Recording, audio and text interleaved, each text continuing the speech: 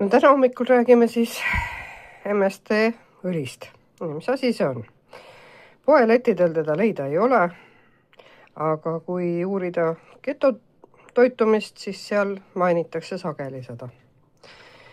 Mina tunnen teda juba ka mõned aastad. Mina olen teda endale tellinud, sest tõepoolest poest annab teda taga ajada. See on selline rasv, näete, siin läbipaistev, praktiliselt lõhnatu, maitsetu, pigem meeldiv, ütleme nii. See on kookoselist saadud rasv, mis annab kehale kiiret ja puhast energiat. Erinevalt tavalisest rasvadest ei ladestu MST kergesti kehasse, vaid läheb otse maksa ja muutub ketoonideks. Ja need on aju jaoks nagu superkütus. Nii. Ta annab energiat ilma veresuhkru kõikumiseta. Toetab keskendumist ja mõttetööd. Sobib hästi keto või madala suhkruga toitumisel. Hea lisandus trennieelseks, et võtad enne trenni. Annab sulle hea energia. Ja ketotoitumise peal ta hoiab sind ketoosis. Nii. Et mina isiklikult olen väga rõõmus, et selline asi on olemas.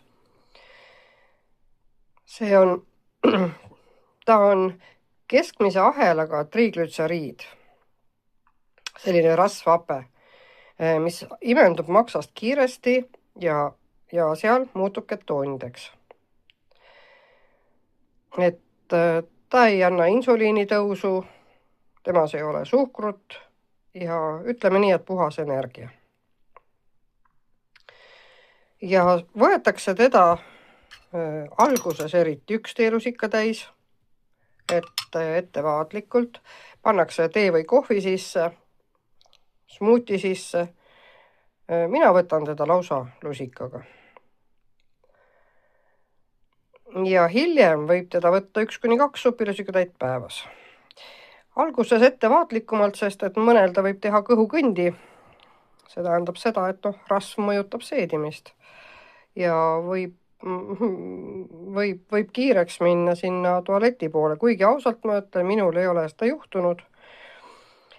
Kuigi rasvase kohvi joomine või mis iganes rasva tarbimine paneb sapi tööle ja tõepoolest seedimine kiireneb.